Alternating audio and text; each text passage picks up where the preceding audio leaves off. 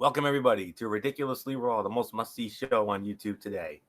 Hello, friends. Your ridiculously over good brother, Anthony Florio here, joined as always by good old MF Michael Fletcher, awaiting the presence of Michael Bullock. I don't know if he'll be here or not, but if he is, we'll catch him up on what he missed. If not, then we'll see him next time. I can confirm, however, that Dee Woodson will not be joining us this evening. She's feeling under the weather this evening, so we want to wish Dee a very speedy recovery, and we hope to have you back with us soon. Take all the time you need, get better, and come back and be better than ever. So that's for Dee Woodson. So yeah, another week, another edition of Monday Night Raw tonight. But what did you expect? Did you expect anything different? I sure as hell didn't. But nonetheless, we're gonna get into it as best as we can. So Monday Night Raw was live tonight from the Frank Irwin Center, Austin, Texas, the campus of the University of Texas Hook'em Horns. And yeah, we got hooked tonight. But nonetheless, we started it off. The big dog, Roman Reigns. Stop me if that sounds familiar. He's in there. And then he gets interrupted immediately by Shane O'Mac. And, they put over their match at Super Showdown on Friday. Drew McIntyre comes out, and then a big old brawl ensues. The Revival then showed up. The Usos showed up, and then it led into that 6-man tag that was advertised. Drew McIntyre, Scott Dawson, Dash Wilder, the Revival against Roman Reigns and the Usos. And Drew McIntyre and the Revival win the match in 14 minutes and 35 seconds. I can only give this about 2.5 to 3 stars if I'm going to be honest with you. I mean, it was a very good match. I'm tongue tied here. It was a fine match. Don't get me wrong, but we didn't have any of that Shakespearean drama. Those near falls and whatnot. The commercial breaks I thought kind of ruined it as well. But I'm also surprised that they didn't have Shane O'Mac apply the triangle hold while Roman Reigns was out, given that Shayna was boasting about it during the pre-match promo. But nevertheless, they did do a solid job of putting heat on Shane heading into the match with Roman on Friday. I can't say that I'm, overly excited about the fight, but Shane does have heat going in. And, speaking of it, I mean, the Revival. I mean, a lot of people could say they've been phoning it in lately, but they didn't really phone it in tonight, despite the fact that they asked to be released from their contracts a while back. They do go all out in the ring. And they even went all in with that ridiculous back-shaving Uzi hot BS that we had to endure. So, but nonetheless, the pre-match was fine. The match was solid as well. But 2.5 to 3 is really all I can give the match, honestly. So really nothing more to say. MF, come on in. A lot to take away from this. They put the heat on Shane going into Super Showdown. We had a solid 6-man, and I guess we're going to see Roman Reigns and Drew McIntyre go one-on-one later this month at the Stomping Grounds event in Tacoma. So MF, what do you make of all this? Well, what I make about this was that, it was a good solid fight. It was a pretty good match. I could give it about the 2.5 stars as you guys said. I mean, there's no doubt about that. At the end of the day, look, Roman Reigns versus Drew McIntyre will be a better match. I think I definitely have more higher hopes than I do for the Super Showdown that's going down this week, between Shane and Roman. And I mean, look, it was a good, solid fight. Yes, I did see a lot more fight and a lot more better performance as it relates to Dash Wilder and Scott Dawson, the Revival. I think they've kind of finally, they kind of showed that, hey, all right, let's do this and let's fight. So they manned up. So good for them. Decent performance tonight by everybody involved, and nothing more to say. So Anthony, let's move on. To what? I have no clue. Because we had a lot of nonsense. A lot of cutouts and everything else. So yeah. Yeah, I'm just gonna have to Find the next relevant thing, and we'll go from that. Yeah, it's gonna take a while. Ouch. And this is coming from a Raw guy, mind you. Yes, it is. Trust me, it's music to my ears, but especially after the way SmackDown Live went the last week, I'm not really having high hopes on that either. Well, let's just say I'm gonna be all in, all out, double or nothing, like a certain individual that has a name that rhymes with Boxley, if you know what I mean. So, yeah. Sure. Well, we had Miz TV. The Miz was in there. His guest was Seth Rollins, and they talked about the Money in the Bank contract stuff, and well, there really wasn't much to the Miz TV, but they did accomplish what they needed to by showing that Brock Lesnar had arrived at the building with the contract. Good thing that they established that Rollins wants to face Lesnar because there's nothing stopping his character from going home now that Miz TV is finished. Excuse me. Lucha House Party, they came out for what was supposedly going to be a tag team match. They get interrupted by Lars Sullivan. And, of course, Friday at Super Showdown, Lars Sullivan is going to face all three members of Lucha House Party in a 3-on-1 handicap match. So, we'll wait and see how that goes. And for a while, it looked like, that the Lucha House Party actually got one over on the big guy there. Yeah, okay. And then from there, okay, here's something relevant here. Of course, if I don't talk about this, MF would not be a happy man because this is his favorite. The man, the Raw Women's Champion, Becky Lynch. She comes out, cuts a promo, and she gets interrupted by Lacey Evans. And then all of a sudden, look who actually shows up on Monday Night Raw for the first time in a very long time. Charlotte Flair, the Queen. And it actually leads into a match between Charlotte Flair and Lacey Evans. So and Charlotte Flair and Lacey Evans,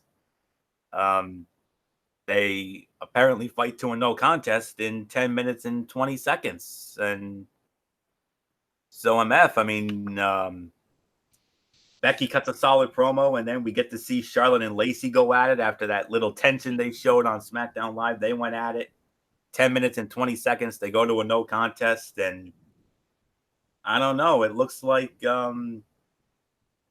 we could be maybe setting up a possible triple threat for Stomping Grounds, maybe? It's very possible, yes, absolutely. It looks like the Raw Women's title might be up for grabs, and yeah, I think it will be definitely an interesting fight. It'll definitely be an interesting matchup.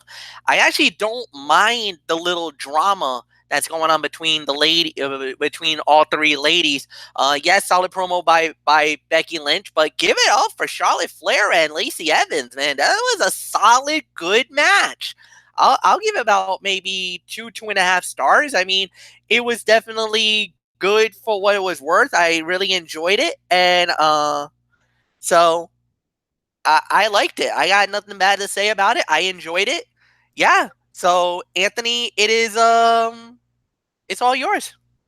Yeah, solid. I'm sorry, I'm gonna have to give it an NA for the match because it went to a no contest, and I mean the match wasn't all that special, and it was fine, but it was nothing overly special, and that's really all there is to say there. Solid. It was a solid match, though. I would have liked to have seen more from them. I mean, that could have been something really good if they had, not messed it up. But it looks like they're setting it up for for stomping grounds, I'm thinking we're probably going to see Becky Lynch, Lacey Evans. Maybe they throw Charlotte Flair in there. Wild card rule. And we see those three perhaps go at it for the Raw Women's Championship. Very possible. So, we'll get into that soon enough. Then we had Rey Mysterio, the United States Heavyweight Champion. He comes down to supposedly relinquish the United States Heavyweight Championship. But then before Mysterio could relinquish the belt, Samoa Joe comes out and Joe gets in his face and he said, you're not relinquishing the title because you're injured. It's because you never pinned me to win the title because of that ridiculous finish at Money in the Bank. But then again, it was because Joe got banged up so badly they had to cut it short.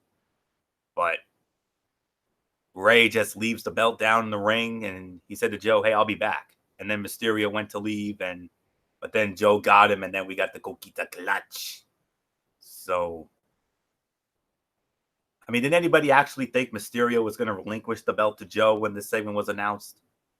Granted, Joe is right in saying that Mysterio never pinned him because his shoulders were up, but it's silly storyline logic to reward a wrestler with a title for injuring the champion. But then again, does anybody really care about the United States Heavyweight Championship at this point, given how much damage they've done to it? If recent history is any indication, Samoa Joe becoming champion just means he's going to end up losing a bunch of non-title matches like a lot of champions do nowadays, which is ridiculous. So, MF, do you want to give a quick thought on this, or do you want to just move on? It's up to you. It's fine with me if you want to move on. I understand. Yeah, well, the thing is, I understand why they wanted to give the belt to Joe. He was the rightful champion and everything else. Yes, it was a little bit of a shaky way of winning the title, or how Mysterio won the title. It was controversial by very no doubt about that. But at the end of the day, I think they did the right thing by awarding the title. I don't think the logic would have been right to give the belt back. The way that they handled it, I think they should have done a better job with it. I would have done more of an injury angle and then just say, listen, Mysterio is out, the belt is vacated, and then do a match and then have Joe win the belt back and then go from there. Other than that, nothing more than that. So, Anthony, let's just move on. And then, this is something we're definitely not going to talk about. It's been a very long time since we've had something like this on a Monday Night Raw. It was back when, as I call it, the good old days of Monday Night Raw, the original brand extension. I believe it was when Triple H and Scott Steiner did this, during their program going into the 2003 Royal Rumble. It was Braun Strowman and Bobby Lashley in an arm wrestling match. You really want to talk about this, MF? Yeah, no, I don't think so. So save that for another day. Yeah. Braun, we'll save it for a rainy day, like the great Stephen Bishop song. But anywho, good idea. Yeah. So but what happened was, if anybody wants to know, Braun Strowman actually won the arm wrestling match, but then Bobby Lashley, sour grapes and went to town on Strowman. Friday at Super Showdown, they're gonna go at it. So we'll see. So Nikki Cross against Peyton Royce. Nikki Cross wins the match in 6 minutes, and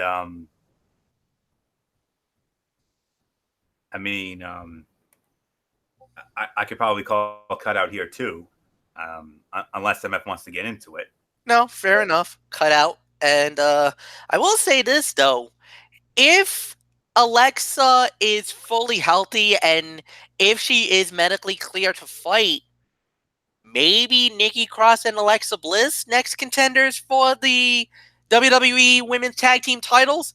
And even though I know one person made a comment about this, but the Iconics are now the longest running or the longest reigning women's tag team champions now, but they haven't really put the titles on the line. Yes, they've put the titles on the line on, house shows and other matches. There was even the dark match. and there The was a dark dark match when we fight. went to Providence. Yeah, there was a dark fight in Providence where the titles were on the line, but they haven't put the titles on the line on TV.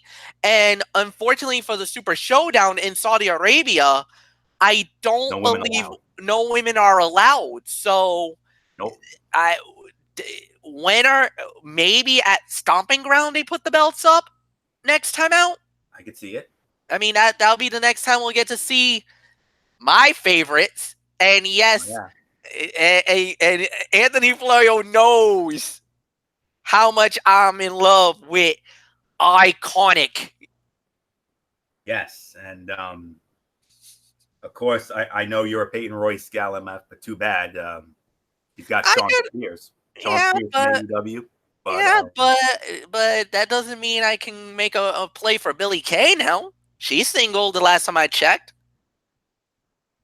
that's very true. True. The femme fatale. Yes, the femme fatale. That's And I how I always remember her. and I'll openly admit this, and this is just me and me alone. I actually like her now than I did because at the very beginning, and I'm gonna be real honest with you. Yes, at the very beginning, it was definitely Peyton is the hot one of the group. But let me tell you, Billie Kay is so good with her promos. That's what makes you kind of open your eyes about her. The way her comedic style, her comedic attitude, especially when she gets with um Kathy Kelly. Oh my God, you got to see them two together. When Ooh. when they get going, oh, Yeehaw.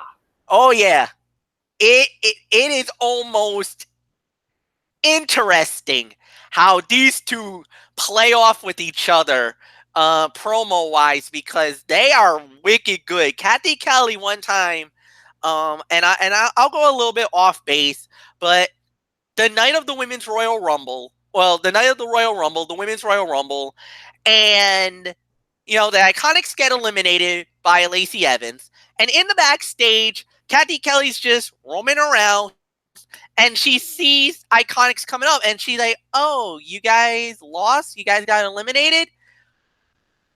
Billie Kay stole that segment.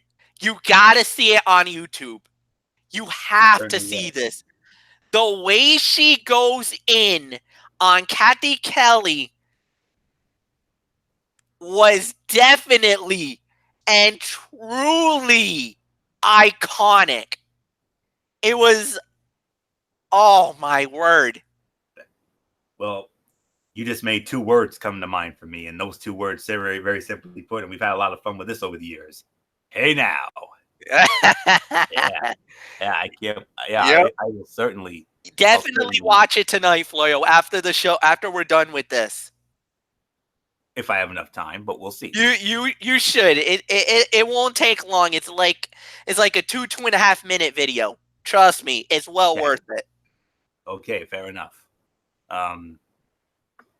Yeah, that match, by the way, about 1.5, maybe 2. So I'm not even gonna, go with that. Seth Rollins comes out. Apparently, they were gonna have Lesnar. This was gonna be the cash-in moment, but Baron Corbin comes out, or as we call him, Constable Bleepface, and yeah, he did what he always does, runs his mouth, blah blah blah, all this good stuff. Hey, I retired Kurt Angle at WrestleMania. Way undeserved, but it is what it is. But nonetheless, they get into a physical altercation, and then that opens the door for Lesnar. You had Heyman in the briefcase. He had referee out there, John Cone, and Lesnar goes to town on Rollins. And you're thinking, okay, Brock Lesnar's going to cash in. He's going to get the belt back, and we're going to have to endure another 500, 600 days without the title again. But Heyman's like, cash it in. But Lesnar looked at Heyman and said one word, Friday. And Heyman's like, Friday? You heard me, Friday. OMF, another bait and switch. Crap. All I'm thinking in the back of my mind is, oh no, I know what this means. He's going to be your problem now. Yeah. That means he's cashing in on Kofi. There's no doubt in my mind. Now. I'm almost certain he's going after Kofi Kingston. He's going after the WWE title. See a belt. And that belt's going hasta la bye-bye, buddy. If that happens, you ain't going to see a WWE title match for 7 months, buddy. Man, oh, shoot. And the problem is this. We knew SmackDown, we knew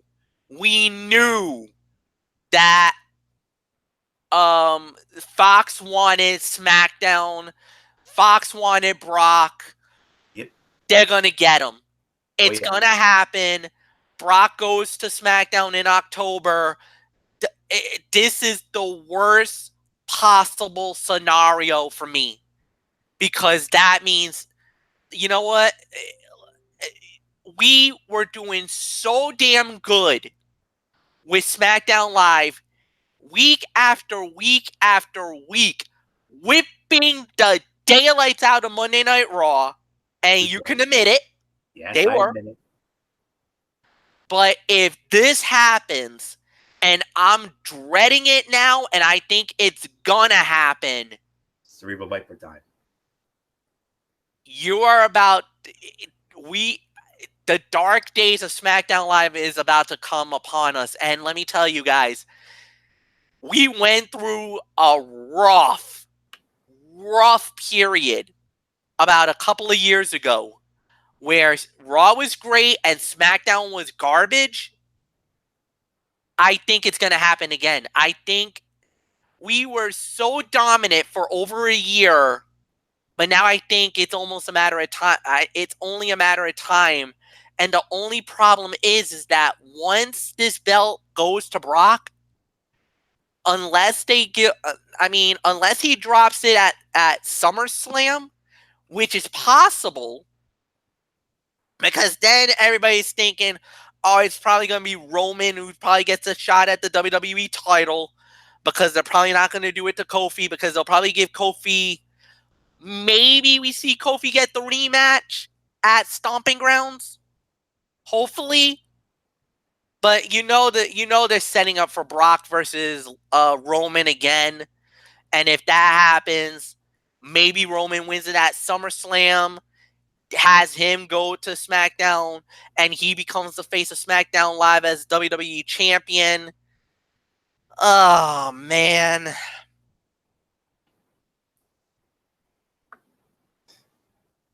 Oh, I guess that's yeah. all I guess that's all. That's all you need from me.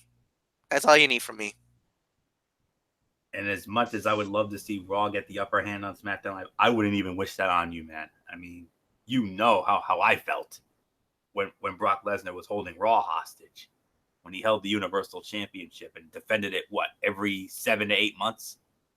So that could end up being the fate of the most prestigious prize in all the WWE, the WWE Championship. Your belt, MF. The belt that, you preach about. I mean, that's your bread and butter. And I don't know. I mean, I'll keep it in prayer for you, man. But I don't know.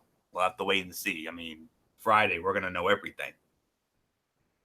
We got a bad feeling he's going to be holding one of the shows hostage, possibly until WrestleMania 36.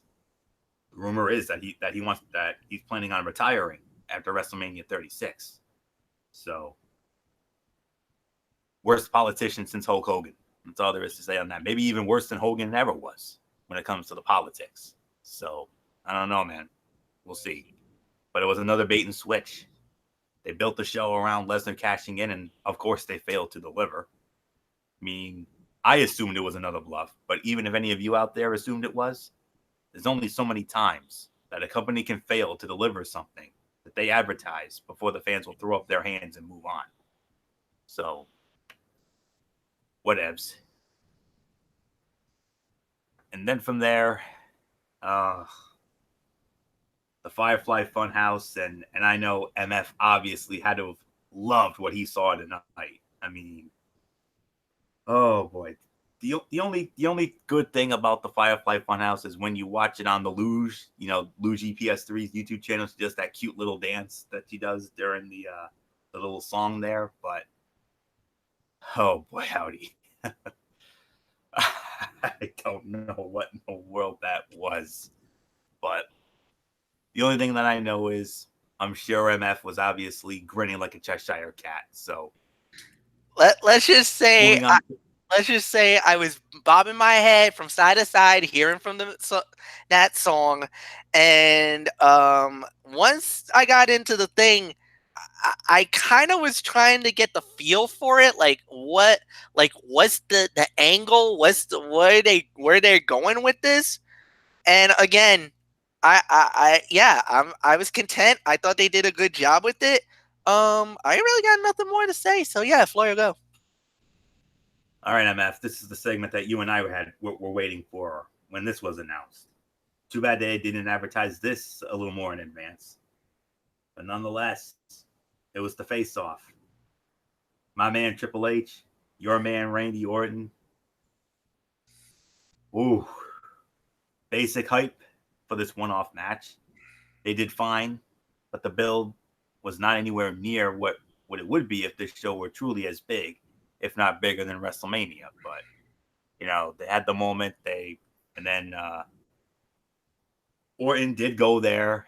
The nether joke. That's all there is to say on that. So MF, I mean, I know I know out of all the segments on the show, this is the one that you enjoyed the most, seeing your two all-time favorites, Triple H and Randy Orton, and basic hype, but still, it was fun though.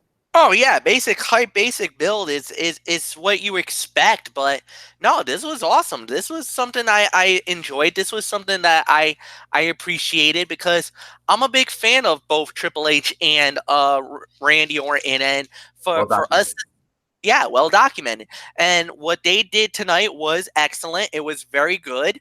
Does it intrigue me or thread the needle for me to get me excited for the Super Showdown? Most likely not, because I think we're going to expect this to be a typical standard house show type fight. Neutral. But no, no, no, no. I don't think it's going to be that. But I think, Triple H and Orton are really going to go for it. They're really going to try to turn this into a decent fight, at least to try to make this at least a TV quality fight. Maybe something, it's not going to be pay-per-view quality, but at least it would be something that we would enjoy on like maybe a Monday Night Raw or a SmackDown Live. It'll be something like one of those type of fights, hopefully tonight. But we'll see. We'll definitely see. All right, and WWE on WWE's YouTube channel, they do on Saturdays and Mondays they release these top 10 videos, and the top 10 video they released today were the 10 greatest face-to-face moments between Randy Orton and Triple H over the years, from Orton winning the Royal Rumble in 2009, that MF saw that coming from a mile away. I remember that very vividly. And then of course all the title matches they had, the Last Man Standing from No Mercy in 07, the Triple H getting the belt back at the Backlash in 08, and of course the moment that came in at number one, of course, the all-time favorite moment, which was the home invasion angle. We all remember that. The road to WrestleMania 25. I mean, the build to the match, freaking awesome. Yeah. Maybe the best of any. I mean, the only one that came close was Shawn and Taker. But then the match ended up flat. Mm. They killed it. Not in a good way. And of course, they also showed the other big moment, not just the home invasion moment. They also showed the infamous moment where Randy Orton locked lips with the $1 Billion Princess, if you know what I mean.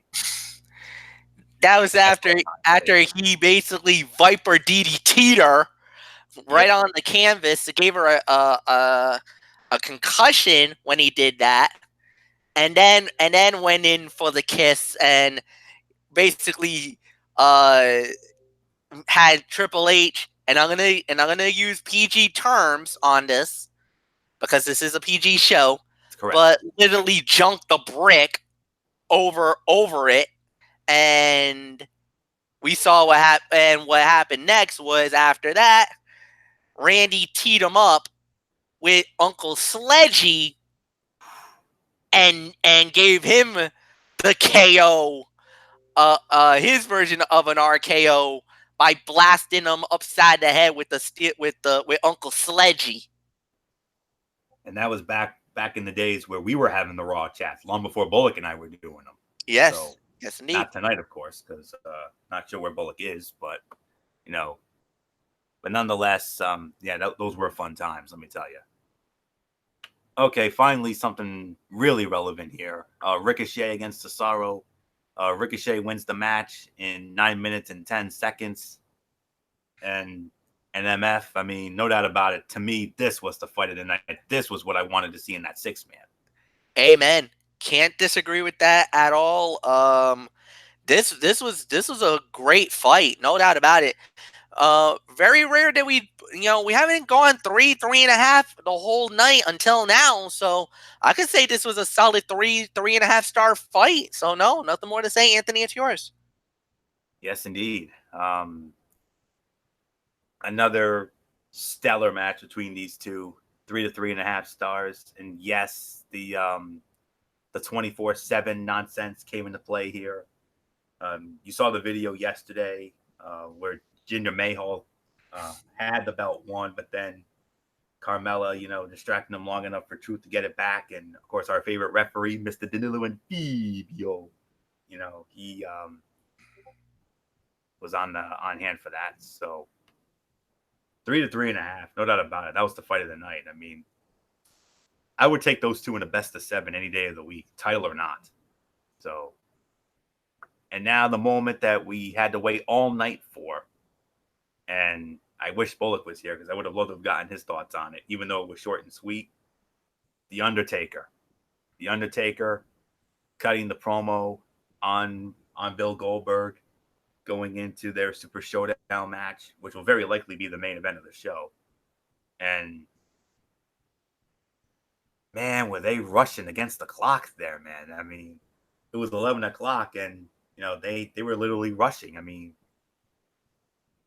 very short, but yet it was a well-delivered promo from The Undertaker, as usual, and saying about Bill Goldberg, he basically says, I want the Bill Goldberg from WCW. I think that was basically what he was trying to say. I mean, you remember the Bill Goldberg in WCW who won 173 consecutive matches without a loss, including 2 championships, the United States Heavyweight Championship and the WCW Heavyweight Championship when he beat Hulk Hogan in that incredible moment in the Georgia Dome. I mean, that was to me one of my 10 greatest Nitro moments of all time, no doubt about it. I saw it live when it happened. It was incredible. Chills up and down my spine. But nonetheless, he says he wanted that Goldberg, not the Goldberg that, basically the PG version of Goldberg, the family Goldberg, where, he had those, those special moments with his young son Gage and his wife Wanda. We all remember, when Goldberg was doing that last hurrah thing a couple of years ago when he won the Universal Championship and the whole 9 yards. So that's all there is to say on that. I mean, it was short, but yet Taker, MF, nothing left to say except when Taker speaks, we listen. Absolutely. It was incredible. It was awesome. So no, I had nothing bad to say about it at all.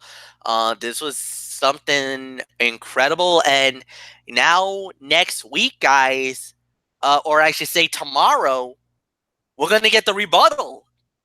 For the first time ever in SmackDown Live history, Yep. Bill Goldberg is going to be in the house. So I'm really excited for that because I would really love to hear Goldberg's response to Taker. I hope they give him time. I hope it's not rushed. I hope they Please don't get let it be. yeah. I hope that it is short, sweet, and straight to the point. I hope that Goldberg just tells Taker what he needs to tell him that he is next, and I hope it because this is a nostalgia fight. This is definitely a nostalgia once in a lifetime type battle. We've never seen Goldberg versus Taker ever. This is first time ever. And hopefully the nostalgia just makes us say, wow. Just to see these two great men in the ring, I think it's just good. That's what you want, so nothing more to say. Anthony, it's yours. I Michael Bullock actually texted me earlier, and he heard now. Now take this with a grain of salt. Read into this what you will. But Bullock said that there's a rumor going around that Taker actually might show up on SmackDown tomorrow night, and we could see a face to face with him and Goldberg. Could you Oh, imagine that, MF, on your show? oh my God. Oh my God. Oh my God. If that actually It's happened, a well, rumor. I hope that rumor's true. I hope he's right. What you do? I honestly hope he's right. I honestly hope he do. Because the last time we seen Taker and Goldberg together, even in that kind of capacity, if you remember, was the build up to the Royal Rumble. Yeah, And that final Raw. that And final Raw before the Rumble, and that's when, with Lesnar. yeah, And out of Lesnar was there. nowhere. Yeah, Goldberg and Lesnar were, face to face, and then the lights go out. Taker showed up, and if you saw Luigi's video on YouTube, you saw Luigi freak out. And trust me, if you and I know during your little Raw chat with Michael Bullock must have junked a brick. I don't remember if we had a chat that night, but if we did, oh yeah, I'm pretty sure He he would did. have lost it. He Yeah, would to have see his lost it. man. Yeah, to see three of the all time greats and Taker, Goldberg, and Lesnar. Yep. Going into that Royal Rumble. And remember, I believe one of them eliminated the other, if I recall correctly. I think Taker eliminated Goldberg. Taker dumped Goldberg out. Yep. Because Goldberg got Lesnar, Taker got Goldberg, and then if I remember correctly, Roman Reigns was the one that dumped Taker out, and that led to Reigns versus Taker at WrestleMania. Yes, indeed. That planted the seeds for Taker versus yes, indeed. Roman for WrestleMania. Yes, indeed. But nonetheless, they were up against the clock there. Short, well-delivered promo from Taker. So, but nothing more to say. Let's get on. Let's get to the overall review. MF, his final push for Sweet Saudi money, if you will. Yeah, 50-50 show for me, maybe even lower. I could give this maybe a 4 out of 10, and I'm going to be very generous with that rating. This wasn't a good show. We all know that. Kind of more of a throwaway, but they did build a little bit. Triple H and Randy Orton, they build on that. Taker's promo for his fight with Goldberg, that was nicely done for most of the part. But other than that, there was really nothing amazing about the show. I kind of felt like they kind of packed it in and kind of threw this one away. So nothing more to say. Little disappointing, but it is what it is. And Anthony, I give it to you. Yeah, another edition of Raw here. not as bad as some of the shows we've seen recently, and depending on your taste, it benefited from the appearances of Taker, Triple H, Randy Orton. But the Lesnar bait and switch can be explained as Heyman promising that Lesnar chose not to deliver. A good portion of the audience is going to blame the company rather than the heels, and WWE also went very light on actual matches. I mean, I like a good balance between wrestling and talking segments, and 4 television-length matches in 3 hours just is not enough. I mean, the only match that really, truly delivered was Ricochet and Cesaro. That was really good. Those two always work well together. The 6-man was good. Um, you also had that arm wrestling nonsense with Strowman and Lashley. And then you also had that women's match, which was okay. So, but some of those segments were fine. I mean, none of them were really, over the top bad. But I think 50-50 is about right. So I'll give this about a 5 out of 10, even though this show was yet another chore to get through. And thankfully, this sweet Saudi money build is finally over, and this event goes down on Friday, and then we can get back to stomping grounds and start building that up. You're only going to have a couple of weeks to build that up, so it is what it is. So I don't even have to challenge MF because I got it. But then again, I said that last week, and look what happened. So we'll find out soon enough. But hey, you got Goldberg coming, and you've also got Bayley and Alexa Bliss. You're gonna have a moment of bliss with Bayley on SmackDown Live tomorrow. So you're gonna have the goddess there, MF. So there you have it. So all right, let me get into this now. 205 Live. We started out with Mike Kanellis against Steve Brian Kendrick, and hey, Mike Kanellis actually wins the match. 9 minutes 55 seconds, 2 3/4 star match. Pretty good match, but one that had no real heat to it. So that's all there is to say there. Noam Dar in a squash match, 2 minutes 15 seconds. Enough said. And then Jack Gallagher against Humberto Carrillo. Humberto Carrillo wins the match, 16 minutes 10 seconds. Fight of the night, 3 3/4 stars. Very good main event. Carrillo hanging with Gallagher early on the ground until he could move into his style and pace about. Gallagher was really great here trying to prove himself, but falling to the youngster after a really great home stretch. This just in, Humberto Carrillo is the future of 205 Live, and it was such a blessing to see him in Providence a couple of weeks ago. I mean, that was, I've been telling MF and Bullock that young man is the future of 205 Live, and I know it will not be long. I would not be surprised if by the end of this calendar year, that young man is cruiserweight champion. He's next in line, no doubt about it. 7 1/4 out of 10. Good show with a very good main event and a lot of teases as far as Tony Nese's next challenger goes. The only real negative is Drake Maverick being distracted from his job as GM and chasing the 24/7 title. I mean, he's the head man of that show, so I don't know, but nonetheless, still a good show though. I mean, that's really all there is to say on that. So all right, let's just check one quick thing. Okay, so let's get now into Impact Wrestling from this past Friday night.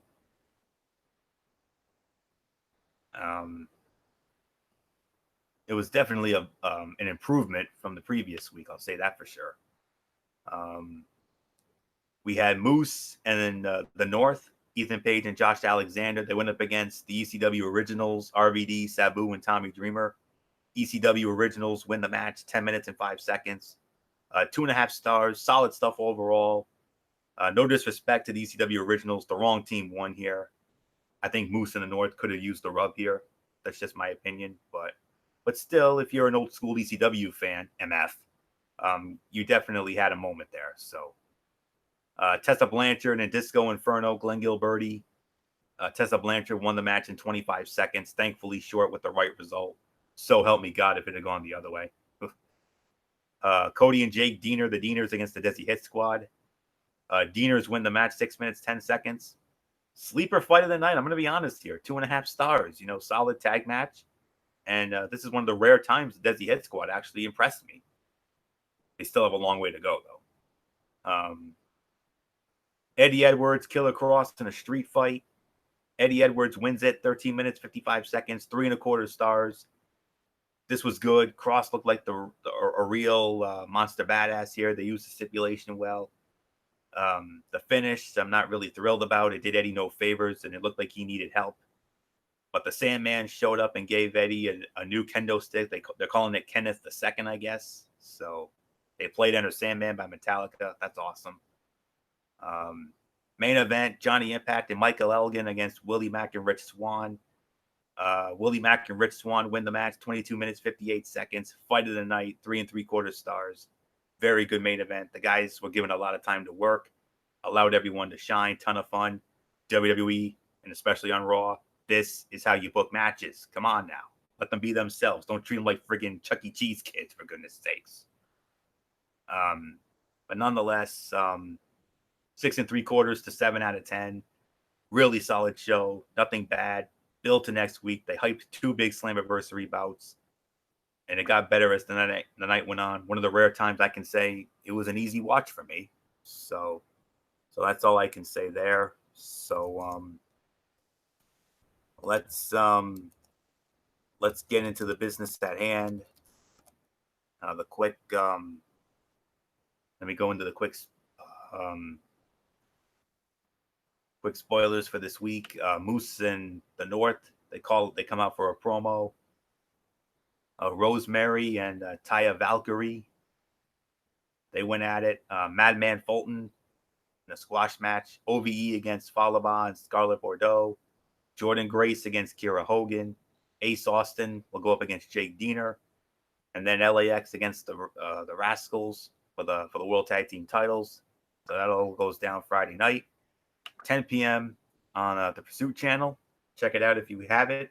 If not, check it out on Twitch with MF, because I know that's how he does it. So that's it. Ridiculously Raw in the books for this week. We want to thank you all so very much for tuning in. MF, come on in. Cerebral Smack Talk.